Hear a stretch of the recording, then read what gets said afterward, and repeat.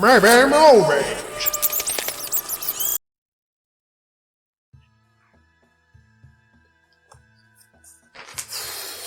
So, we haven't killed it yet. Not yet. But then when we do, you know what you need to do, don't you? We need to kill it with fire. Oh, always with fire. Unless, of course, the other option is available. Which is? But isn't that obvious? Well, we return to the Sirocco and Nuka from orbit. It's the only way to be sure. That is generally the accepted truth. You're right. Hello. Unfortunately, we lost one of the masks. Never mind. You'll have to wait until next time. I just heard a... That was a hastily kit-bashed lighting source that's just run out of battery. Oh! You're here again? Hello.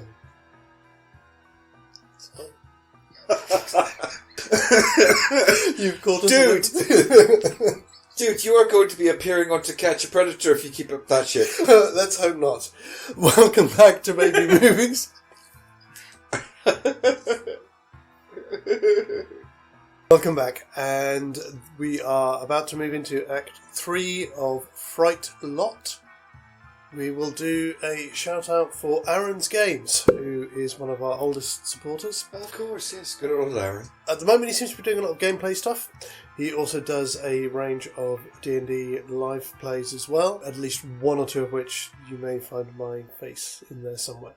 You're going to check him out. He's a great guy, and he's well worth your time. Check it out, folks.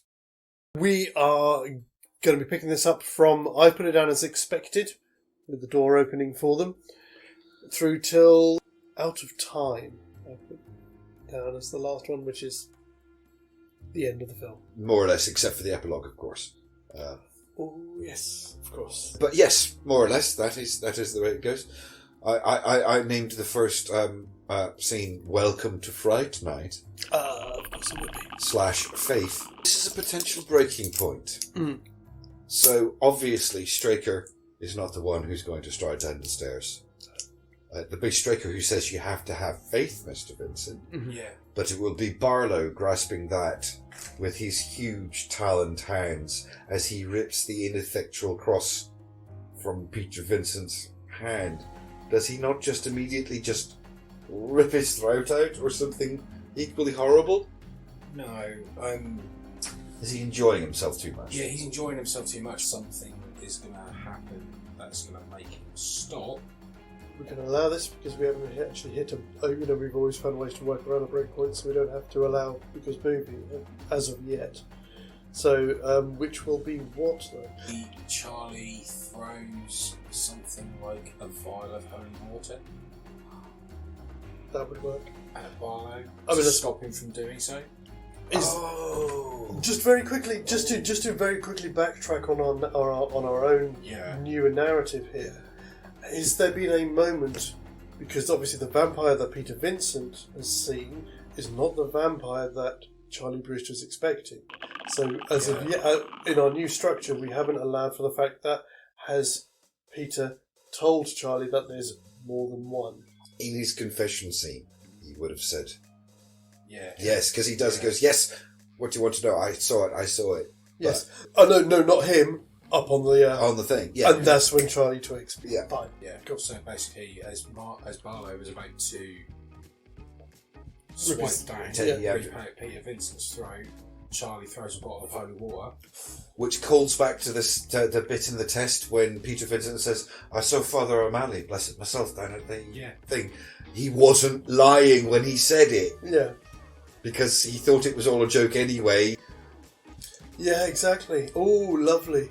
Oh, I like that. Yeah, so the bottle of holy water gets thrown, hits Barlow. I'm going to say I think Sam gets a star for that, for linking it into what you'd originally set up. Yeah. Well, following on from Shay's example, I'll have my star on my notebook. Oh, man. I'm going to have to move all of mine now. I have proof. It is there. We're going to have to find a way of dividing between them so you know which... He's got one. Two. I've got one. I'm in the game. Did you get a star? Thank you. Did you join up with the class and you all ran in different directions and everyone got a star? Sorry. So I just had to go in there somewhere. Alright, so we've covered that first bit. The next thing I wanted to ask about, and again, it's not really a breaking point, it's just how do we want to play it, is when Peter goes next door Yeah. and finds out that Mom isn't home, but has an encounter with Ed. Now, as far as we know, there's no evidence from Salem's Lot that his version of vampires can shift form. They never turn into bats or wolves, do they? No, they don't. It's not really a problem. You just have Ed run out and he just grabs the nearest thing to him, and as he goes in towards him, Yeah, you just don't get the wolf transformation. Which is a shame. If Mother isn't there, Yeah. and she's working, Yeah. is she working? Oh! Has she been turned? That's 5. I'm sorry. That's fantastic. Oh, yeah. Yeah, no. Oh, that's just... Oh, my even God. All right. Oh, and there was a thing. All right, because we're talking about this, there's a thing we've got to mention. We've been talking all along about how Barlow has been secretly feeding on people, and maybe people in the background have been looking a little sickly or things. If there was ever a time Barlow was going to pull his minions out, Now would be it. Yeah. From the basement. and even after just a week, he's probably going to have a few, 4, 5, 6. Maybe about the same amount as there were Yeah. in the original film. And there has to be the scene where Amy is in the basement, Charley gets locked in with her. Sorry, I'm sorry. I'm with you. So, In the same way that Amy sneaks up on him in the basement when she's turned into the Grinfeed. Yeah. So this would be the perfect moment. So Charlie throws the bottle of holy water, it hits Barlow. Barlow disappears back, and that's the cue for the minions to turn up and protect him. Yeah. And that's what drives but Peter Vincent out of the it house. goes over time because Peter and Charlie, they're looking around the house for Amy. Yeah. Straker tries to get another attack in on the pair of them on the stairs, Uh-huh. and in doing so, Straker gets impaled on a set of antlers. Oh, a nice callback to the original movie. Yes. Nice. I like it. I would add to that he gets impaled, falls down the stairs, Yes. and gets back up again. And that's when Right. Peter has to pull out the gun and use the gun. And then he shoots him in. Shoots him in the head. Yeah, shoots him in the head, but he shoots him in the chest first, which then fails because he aims for the heart and that fails. So he then goes for the head, Yeah. gets him square between the eyes, stops him, and that's when you hear a roar coming from the basement. Uh-huh. They go down to investigate, to go and look for Amy, and then Barlow separates them both. Charlie's in the room with Amy, not realising that she's been turned. Right, so in this version of the story, is Amy downstairs instead of upstairs? Or she's still downstairs in the basement. She's downstairs in the basement. Okay, Right, so right. picture the scene where in the original it's the woman who's in the basement and she doesn't see the people crawling up behind her. Yeah, no, I know the bit you're talking about, So yes. basically Charlie is there panting and breathing, and then in the distance you just see them crawling. Crawling. You see their eyes. Oh, I love it! From Charlie you hear, Mom? Oh, God! Fuck you! Both can have gold stars. You both can have gold stars, because you started it and you finished it, man. Yeah. You started, you finished. That was fantastic. I love it. Alright, so what stops all of them from getting the drop on Charlie? But Peter is in the other half of the cellar trying to get to Barlow. Yeah. Because this is basically dawn, isn't it? Straker's gone, so we're right at the end of the film here. All right, of course we are. Yeah. Well, no. We're still ignoring like 4 or 5 other vampires in the house. Yeah. So, yeah. Yeah. So it's not just Amy and Charlie in the basement. It's Amy and a bunch of vampires. We need to wind back a little bit because we need to go back to, because if the other vampires start to appear, we've missed a few You scenes. described a beautiful scene. I love it, and gold stars earned all the way round. But it presents us with a problem. How the fuck is Charlie getting out of this situation? This is a good question. He's entranced by Amy and being snuck up on by a gaggle of newly born vamps. The answer there is dependent on Barlow's motivation. If he has any similar motivation to Dandridge, in which he wants Charlie to be Amy's first, then the others being subservient to Barlow, are simply making sure he can't escape. So they will be blocking the doorways. Yeah. But So you concur with what he says? Yes, but maybe... I concede then. But maybe they are neglecting a certain window. The window Yes. that he hadn't quite finished painting because he saw Charley Charley interrupted outside. him. Yes. Way back at the beginning of the move. Yeah. Okay, So, yeah. basically, something triggers Charlie, Well, it's dawn. The sun's coming up. He just sees so it. he just sees it. and then it takes him out of the trance, Mm-hmm. and then the group of vampires... I've got it. I was going to say, it's not I've dawn got yet. it. It's not dawn yet. No, it's not dawn yet, is it? It wouldn't be dawn. It's not until the very last moment. Is that not where we're up to? Oh, right. No, he's right, because we've missed the bit when he's at the top of the stairs and he turns into the bat and flies down the stairs because the sun's coming up. Yeah, because Barlow doesn't turn into a bat, so... Yeah. Exactly. Yeah. But that does mean the sun is coming up. He is Yeah. right. So how about Yeah, this? yeah. He's being entranced by Amy. He's going towards her. When he went into the room, obviously he's got a little gold crucifix that Evil originally gave him. It's been knocked out of his hand.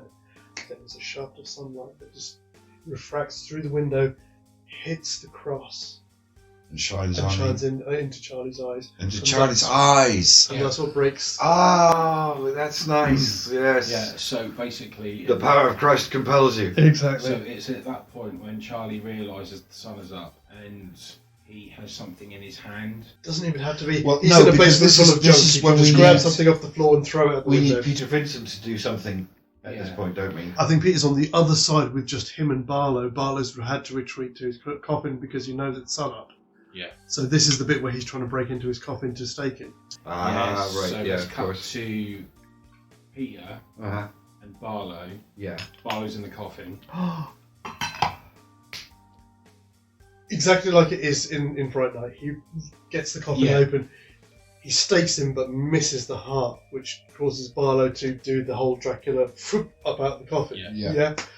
But as soon as that, if we go on the line similar to the thing that what affects the master affects the servant, Uh-huh. the other vampires that are with The all- Charlie, they They all go- stagger back from the blow. Yeah. Oh, yeah. Yeah, okay. Like That's that. when Charlie uses that opportunity to smash the window. Yes. So he grabs a chair or something like that and smashes the window, Yep. thus unleashing hell. In that room, yeah. And all those minions. And so they get all toasty, Yes. Yeah. get a nice little suntan, Including Mom. including Mum. I like that. It feels more relevant to the characters that we brought in. Well, I was going to say, In the Stephen King version of the universe, there's no happy endings. There's no defeating the head vampire. You've been got. Yeah, that's it. So Charlie... Which is going to come up in a few seconds, as you might have Charlie already has realised. just realised that his mother is now a vampire. Yeah.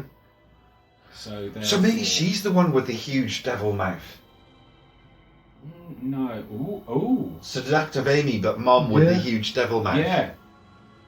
So Charlie, darling. And she's losing her hair because she's becoming a Nosferatu. yeah. Yeah, oh, yeah. The skin's going a little, and she's just got the grimace mouth. Yeah. Yeah. Let me hug you, darling.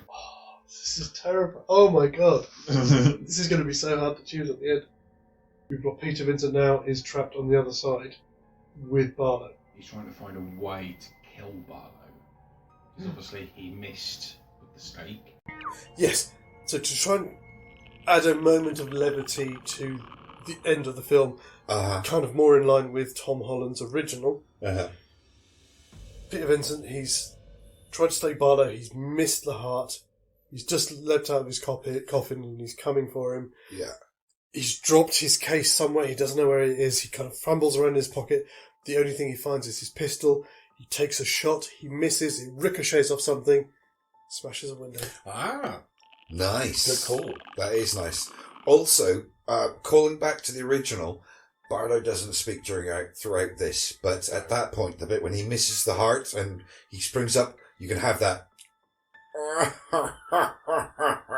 Or even just, you missed. It actually says something. He actually articulates it I that way. wouldn't say he speaks, I'd say he hisses it. Okay. You missed. Yeah, definitely. So- yeah, just Then that gives, Peter the idea to smash the windows. yes, if he's got any bullets left, because he's only spent 2 on Straker, so he's got at least 4. Yeah. Well, after that shot, he's got 3 left. Bang, bang, bang. So he uses the bullets to smack to take out the windows. Yeah. There's a beam of sunlight that cuts a path between The 2 of them, so that they're separated. Yeah, so Peter is at least safe for the moment. And that's when Charlie comes in for the final shot. Yeah. Hits the last one. Yeah. And that's what destroys Barlow. Damn. I thought we were going to break this, baby. So but did it I. appears we did not. But there's one last question, because we just mentioned it a moment ago. Are we playing by Stephen King rules? They are Stephen King characters. Because if we're playing by Stephen King rules, Amy ain't fixed. Yeah. I think we should go with that. Oh, no, absolutely. That's what we've always done. So a bittersweet ending for this movie. The ending of this film isn't him and Amy cozying up next door with Peter Vincent back on TV. It's him and Peter Vincent going, right, let's get to work. Yeah. Oh, yes. So they are forced to join forces. Yeah. Oh, that's brilliant. That's boom, ba-dum, boom, ba-dum, boom, boom, cue end music and everything else. Oh, yeah. Oh, that's fantastic. I like it, yeah. So what are we going to do about the epilogue? I think that is the epilogue, isn't it? No.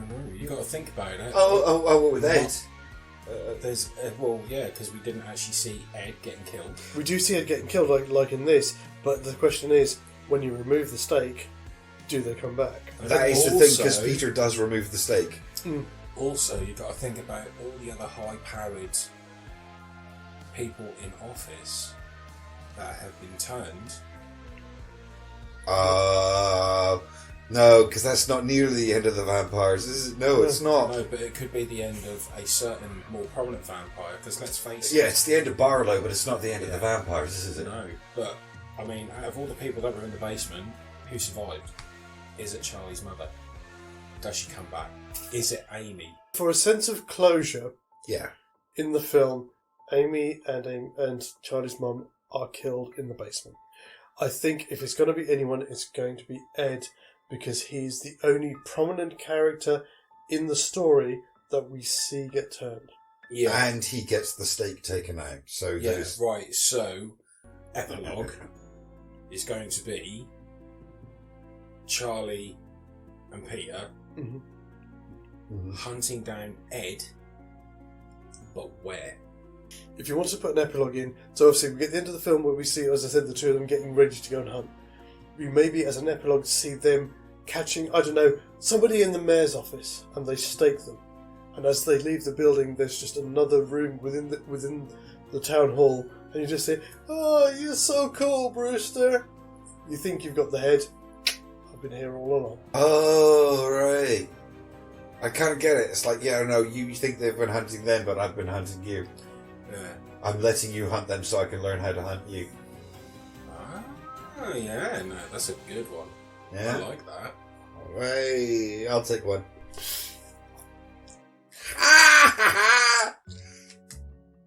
Thank you. Do you want one as well? I thought that was for me. My idea. Never mind. You can have one, though. I'll let you have one. You're still catching up. Oh, fuck off. How many is that you've got? I've got 2.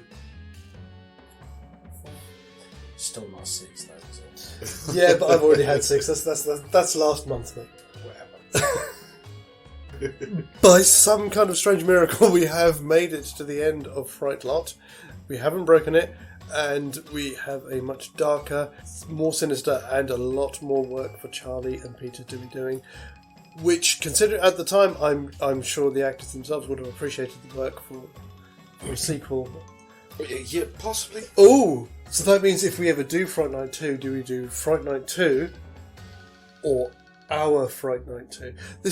We've just entered into a very strange realm. Whoa, yeah, that's not even maybe movies, that's kind of... I don't know. It's manageable. It's doable. Are we doing a maybe movie crossing our sequel based on our original, or the original?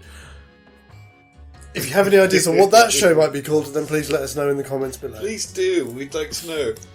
We will be back on Friday when we launch into Act 1 of did we decide Salem Nights in the end, wasn't it? Yeah, it was Yes, Salem indeed. Nights. Yeah. Which will see Ben Mears and the young plucky Mark Petrie.